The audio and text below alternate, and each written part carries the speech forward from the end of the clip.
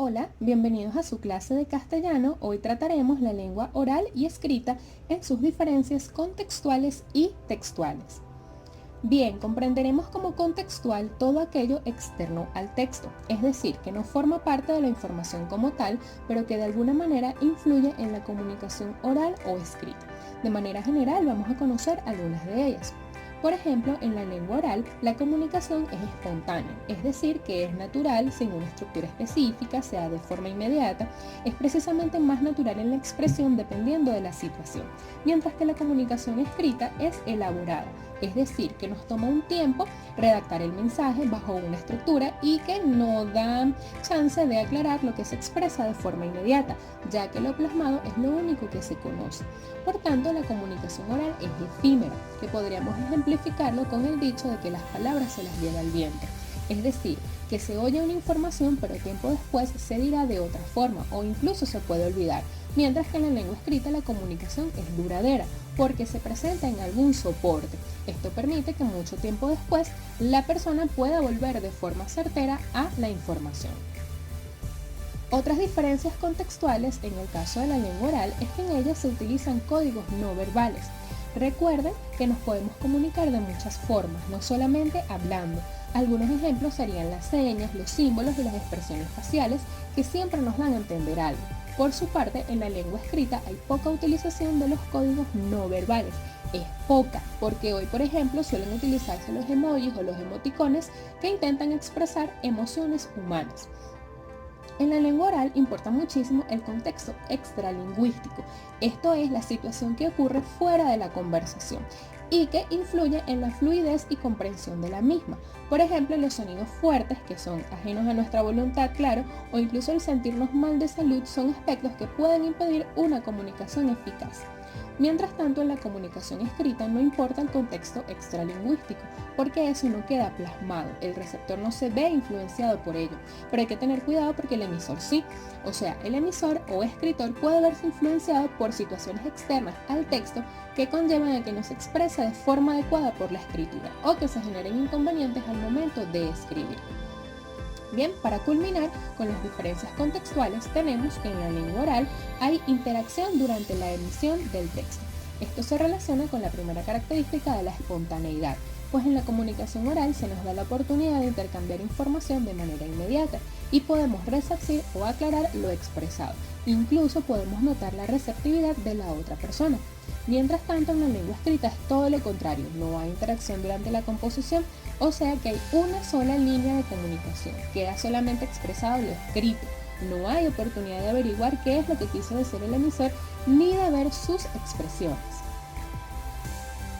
Bien, pasamos ahora a las diferencias textuales, es decir, las del texto en sí mismo, la información como tal.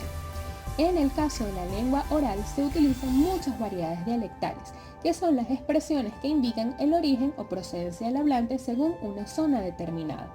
Recordemos que nuestro español es muy amplio, tiene muchísimas variedades y por ejemplo los nombres de una comida acá en Venezuela se conocen de otra forma en Colombia o en México. Igual pasa con los saludos y otras formas de expresión que nos permiten identificar a una persona. En cambio, esto no sucede en la comunicación escrita porque no se dan a conocer expresiones cotidianas, sino más bien neutras, es decir, comprensibles para todos los hispanohablantes o hablantes del español. Esto podría resumirse en que en la lengua oral hay un bajo grado de formalidad, hay más uso de vocablos o expresiones comunes, mientras que en la lengua escrita no. Claro, recuerden que todo depende del tipo de texto y el público al que va dirigido, pero esto lo podremos ampliar luego. Tenemos entonces otras diferencias textuales muy puntuales entre lengua oral y escrita. En una existe menos rigurosidad al escoger la información, es decir, podemos ampliar mucho, hablar mucho sobre el tema, tocar diversos puntos al mismo tiempo.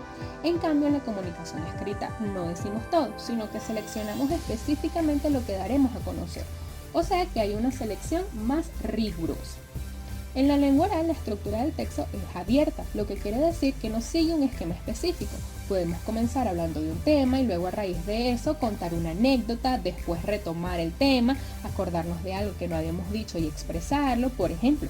Pero en la lengua escrita la estructura es más cerrada, sigue el esquema de introducción, desarrollo y cierre.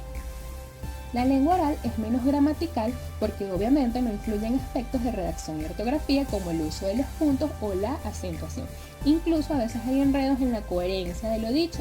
Se presta más atención a las pausas, las entonaciones, el tono de voz, y esos son los que indican cómo va la conversación o lo que se expresa.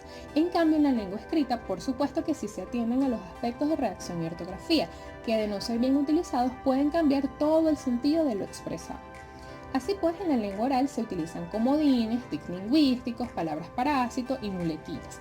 ¿Qué es todo esto? Son conjuntos de expresiones muy características de la lengua oral que funcionan como de apoyo y que solas no tienen ningún sentido, que en realidad no significan nada. Son, por ejemplo, cuando nosotros decimos ajá, entonces, ok, y llamamos a todo cosa, y son esas palabras que se repiten al hablar y pues no tienen ningún sentido, pero al fin y al cabo funcionan como un apoyo nada más. En cambio, en la lengua escrita, por supuesto, esto no se utiliza, más bien se buscan los vocablos o términos adecuados para lo que se desea expresar. Recuerden que todo depende del tipo de texto, del lugar, del público al que va dirigido, del emisor, y que estas pues son solo características generales tanto de la lengua oral como la lengua escrita. Por supuesto, hay muchísimo más que conocer sobre el tema. Espero que se haya comprendido la información. Si tienen alguna duda la pueden dejar en los comentarios. Muchísimas gracias y feliz día.